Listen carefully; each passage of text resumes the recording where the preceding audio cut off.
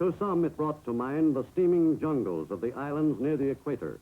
But the vast Pacific Basin also includes lands which have quite a different climate and completely different terrain. In the north, the Pacific is dotted by a chain of islands lying between Japan and North America. In 1941, the Aleutians assumed a sudden, immediate importance.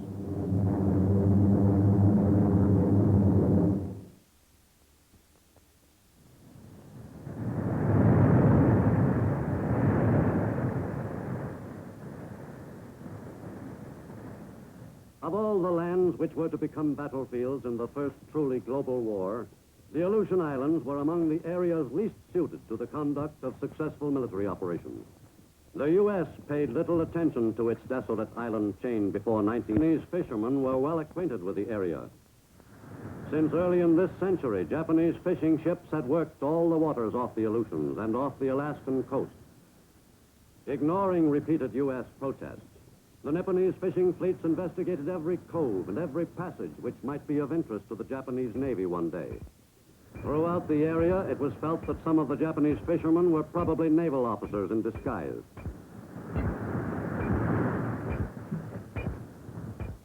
The 30,000 Americans who populated the territory of Alaska were clustered chiefly in a few cities on the mainland. The U.S. Army was represented by some 300 soldiers on Alaska in 1939, and the Navy boasted one small base and a few light warships. The Navy maintained a single radio station in the Aleutians, which were even more lightly defended than Alaska itself. In December 1941, when the Japanese struck 2,500 miles to the south, Alaska was still virtually defenseless. With Japan's forces fanning out across the Pacific, Midway was an obvious target. So, too, was America's base in the Aleutians at Dutch Harbor. Both bases came under attack. In late May 1942, an enemy fleet moved east and sneaked in toward Dutch Harbor. On June 3rd, under cover of bad weather, the Japanese headed straight for the target, without being spotted by the American search planes, which knew the Japanese fleet was in the area. The ships continued their run until they were only 165 miles from the target. The poor weather, which proved helpful to the ships, was quite the opposite for the attacking planes.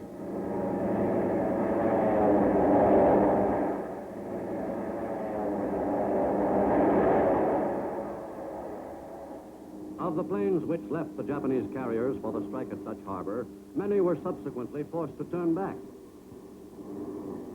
But those that got through, 17 planes, made it a most successful strike from the Japanese point of view. Over Dutch Harbor, the weather was good, and the pilots had no trouble finding likely targets. The tank farm, radio station, Army barracks, and moored Navy planes. In 2 attacks, Dutch Harbor suffered appreciable damage to its facilities. On the west coast of the United States proper, the attack on Dutch Harbor brought the war even closer. Preparations for the defense of the nation were intensified. In the states bordering the Pacific, an enemy attack was considered imminent. Soon after the enemy strike on Pearl Harbor, the Japanese living along the west coast were quickly moved inland, away from critical defense areas.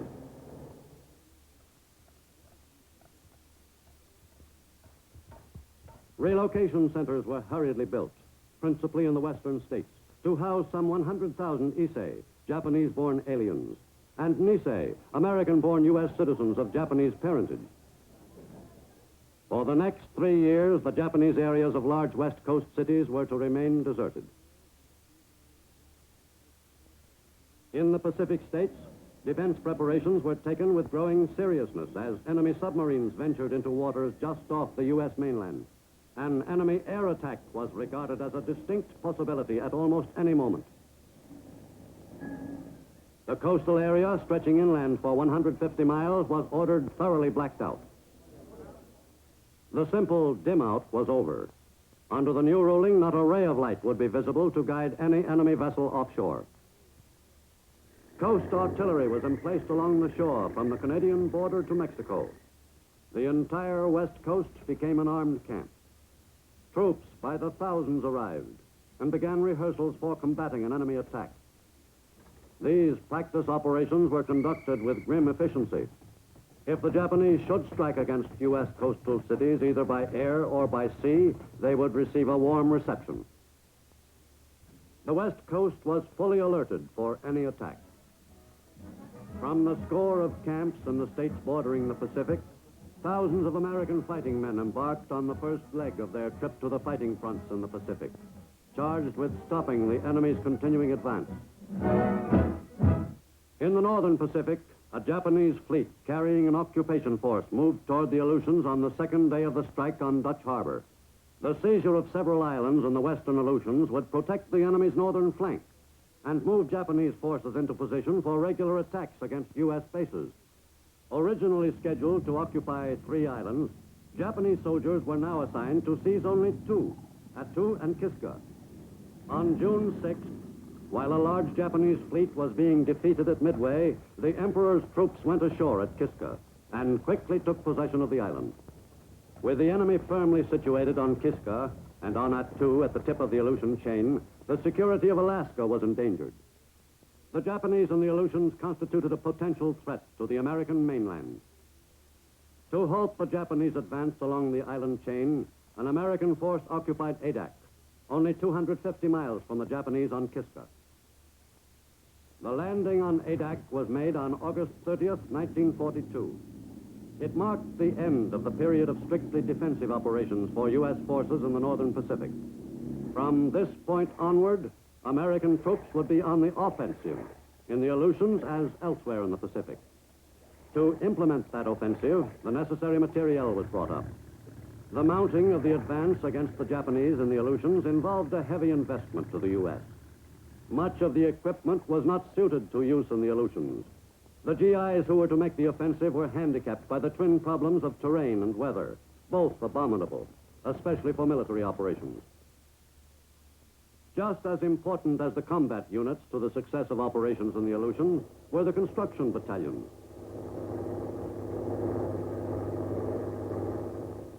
Building an airstrip in the northern Pacific was somewhat more of an operation than it was anywhere else.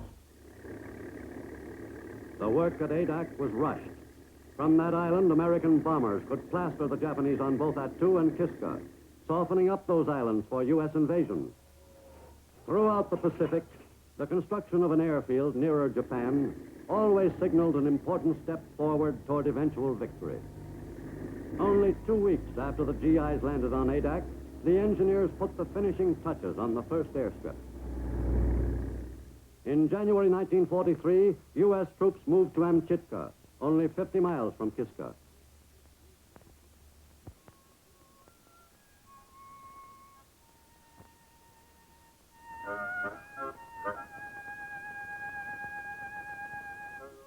In World War II, Army life was summarized in the phrase, hurry up and wait. This pattern of living was followed especially closely by the GIs in the Aleutians. Life at an Aleutians base was simply a succession of drab days, spent in the same rigidly monotonous routine. There were precious few hours each day when a GI felt as though he was still part of the human race. After a while, it was hard to keep track of the days and weeks. Every day was just like every other day. But sometimes there was a break in the weather. The change was usually for the worse. When a willowaw or Aleutian windstorm started blowing, all the GIs on the islands quickly battened down their shelters. Some of the men had seen some pretty strong twisters in the U.S., but nothing to compare with a full-scale willowaw. The Aleutian weather was, of course, a particular problem to the Air Force. On an average day, the weather ranged from poor to impossible. Keeping a North Pacific air base in operating condition was a job that required plenty of patience and determination. The job proved to be quite a novelty to those GIs who had spent all their time before the war in the southern states of the U.S. Some never would get used to the Aleutians. When there wasn't a willowaw to worry about, there was often snow to complicate flying conditions. And when there was snow at an Aleutian air base, everybody kept busy. Because of the frequency of thick fogs, the planes were able to fly missions against the enemy only on comparatively good days. And most of those were far from what was called ideal flying weather. The planes of the 11th Air Force were ready to take off on strikes against the enemy at a few moments' notice, whenever weather permitted. In late 1942 and early 43, all possible air power in the Aleutians was assigned to the job of knocking out Japanese positions on Attu and Kiska. The commanders of the units which were to bomb those islands carefully studied the latest air photographs of the areas. By picking as targets the facilities most vital to the enemy, the all-important airstrip, the seaplane hangar, coast defense guns, the Air Force could cripple Japanese offensive operations from their newly won bases. Before every mission, the pilots were briefed on their specific objectives.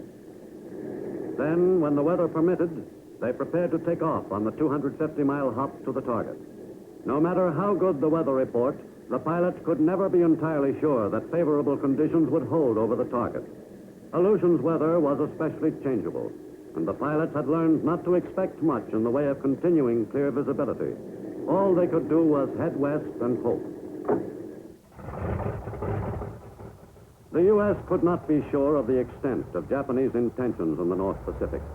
The only way to keep the enemy from expanding his area of control was for 11th Air Force planes to bomb the enemy's installations on Attu and Kiska as frequently as possible.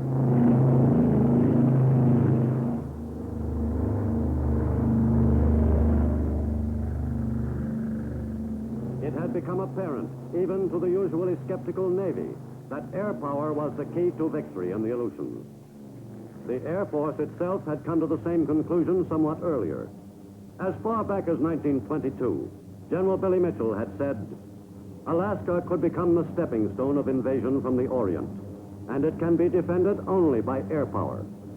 And in 1940, Colonel Buckner, Ground Forces commander in Alaska, stated, "One squadron of heavy bombers is of more use to me than a division of ground troops." The regular bombing of Kiska was a major factor in the turning of the tide of battle in the Aleutians. Missions to Kiska were far from routine.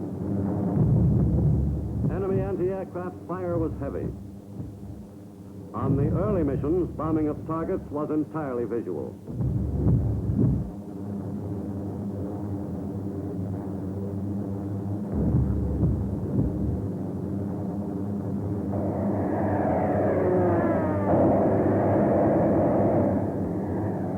Special attention was given to plastering the Salmon Lagoon runway on the island.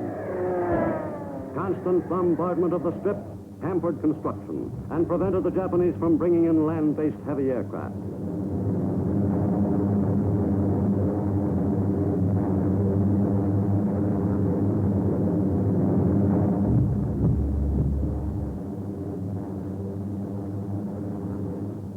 Besides the heavy flak which the enemy threw up, the attacking bombers had to cope with Japanese fighters.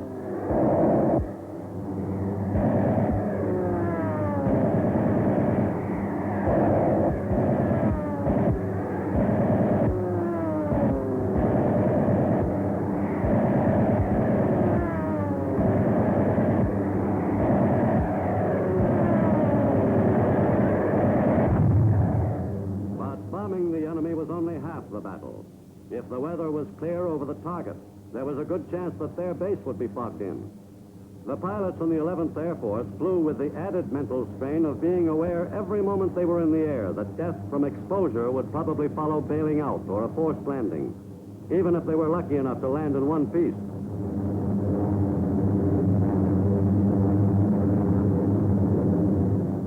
After the flight back, the best sight in the world was the base control tower. Whatever the weather, each landing in the Aleutians was a new adventure, even for veteran pilots. Many of the 11th Air Force pilots who had been trained in Texas had to readjust completely to conditions in the northern Pacific.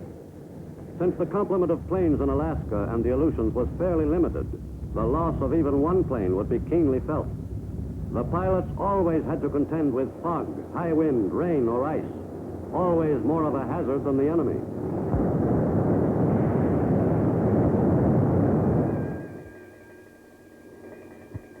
At Aleutian bases, emergencies were expected. Safely back on the ground, The flyers swapped shrapnel and stories about their experiences over the target. A successful raid on an enemy-held island made enduring the cold and the monotony worthwhile after all. In May 1943, a U.S. assault force moved toward Attu, the Japanese-held island at the tip of the Aleutian chain. On the morning of May 11th, the invasion force stood offshore. From U.S. submarines, Army scouts headed for shore in advance of the main landing force to reconnoiter the areas behind the landing beaches and to destroy enemy installations wherever possible. Then, shortly after 2 p.m., the warships laid down a barrage as cover for the main landing forces.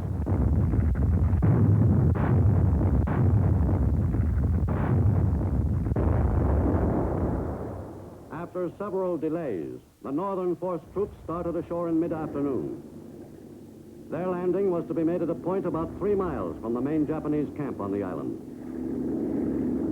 Air support was extremely limited because of the heavy fog over Attu. On the southern side of the island, the main American force landed at the mouth of Massacre Valley. The 7th Division GIs felt somewhat uneasy about landing at a spot so forbiddingly named. A foothold was gained without opposition, but it was vital for the GIs to try to gain some of the high ground commanding the valley area before the battle with the enemy began. The men dug in, ready to fight for that beachhead. The high ground flanking the valley was dominated by the enemy. Japanese troops were outnumbered 5-1, but they held an important terrain advantage. The battle for Attu began late that first afternoon. U.S. weapons went into action against carefully prepared Japanese positions. The GIs were handicapped by equipment and clothing which proved unsuited to the demands of Aleutian weather and terrain. The enemy, on the other hand, was well prepared for this type of warfare. The Japanese fought savagely to retain possession of the strategic high ground. Some GIs almost gained the heights before being driven back by the enemy's withering fire. For 19 days, the battle for Attu raged on.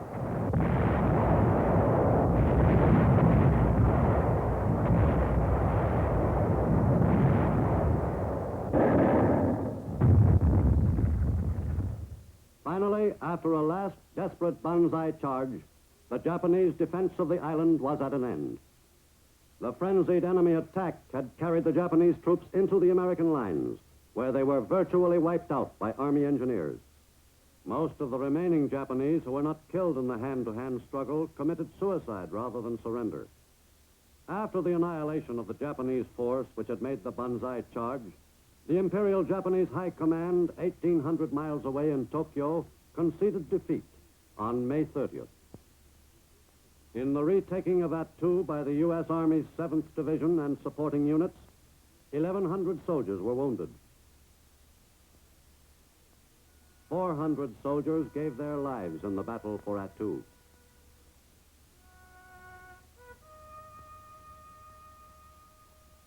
O merciful God, the Father of our Lord Jesus Christ, who is the resurrection and the life, in whom whosoever believeth shall live, though he die, and whosoever liveth and believeth in him shall not die eternally, who also hath taught us by his holy apostle St. Paul not to be sorry, as men without hope, for those who sleep in him.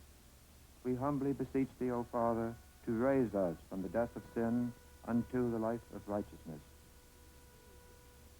With Attu once more in American hands, Kiska became untenable for the Japanese, and they abandoned the island in late July. The evacuation was conducted under cover of a heavy fog. The enemy ships were not detected by American patrol craft.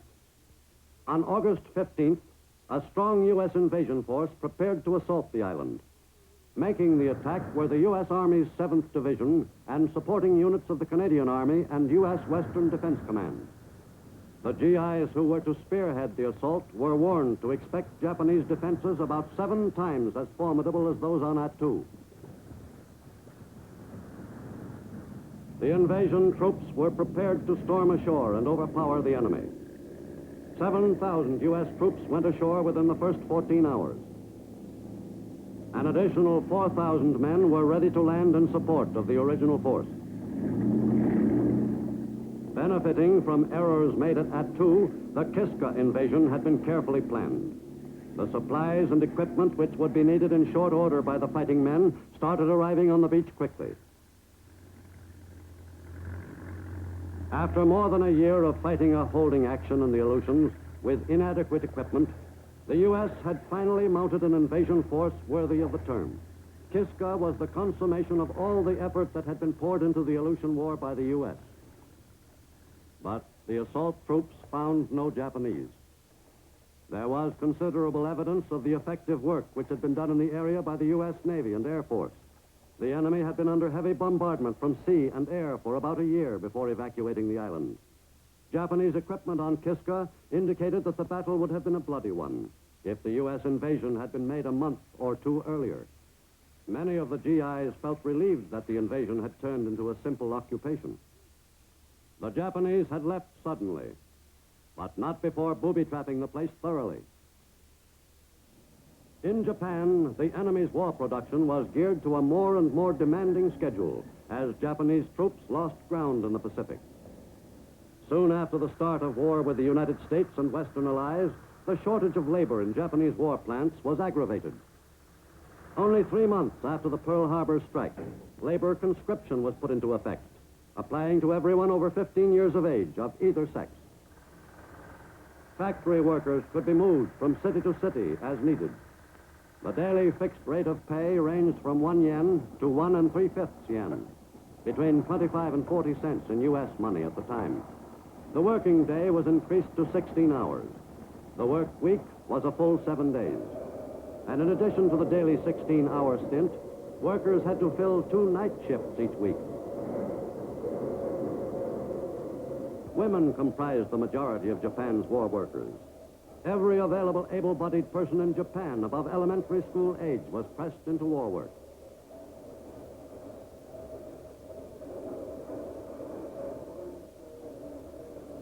The energies and resources of all of Japan were concentrated on crushing the hated American enemy and winning a brilliant victory for the glory of Imperial Japan and its militarist leaders. With the Aleutians completely regained, the U.S. command turned its attention farther westward to the Kuril Islands. Paramushiro, the most important target, was bombed regularly by U.S. planes beginning in mid-1943. En route to the Kurils, American pilots often practiced on Japanese ships.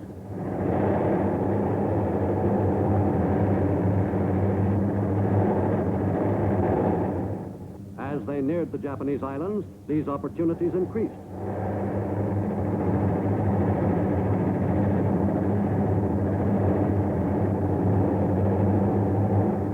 The 800-mile trip from the western Aleutians to the northern Kurils soon became a routine mission. The principal targets at Paramushiro were airfields, fisheries, and canneries. All were given careful attention. From mid-1943 until the end of the war, 11th Air Force planes kept Paramushiro effectively neutralized. U.S. air power had successfully disrupted Japan's aggressive moves in the North Pacific.